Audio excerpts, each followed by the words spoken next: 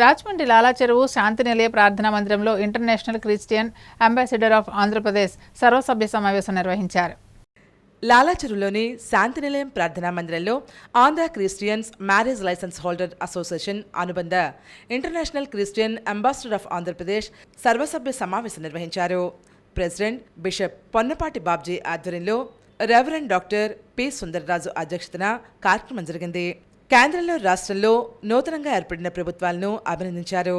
ఆంధ్రప్రదేశ్ రాష్ట్రంలో క్రైస్తవులకు ఉన్నటువంటి పలు సమస్యలను పరిష్కరించేందుకు 12 సూత్రాలతో ఒక మెమరాండం తయారు చేసి రాష్ట్ర ముఖ్యమంత్రి చంద్రబాబు, ప్రధానమంత్రి నరేంద్ర మోదీ, రాష్ట్ర కేంద్ర మంత్రుల దృష్టికి తెస్తూ 12 సూత్రాలతో ఒక మెమరాండం తయారు చేసి రాష్ట్ర ముఖ్యమంత్రి చంద్రబాబు నాయుడు, ప్రధానమంత్రి నరేంద్ర మోదీ, మంత్రుల దృష్టికి తెస్తూ రాష్ట్ర Telugu Desam party Christian minority cell రాష్ట్ర అధ్యక్షులు ఈటే స్వామిదాసుకి అందించారు.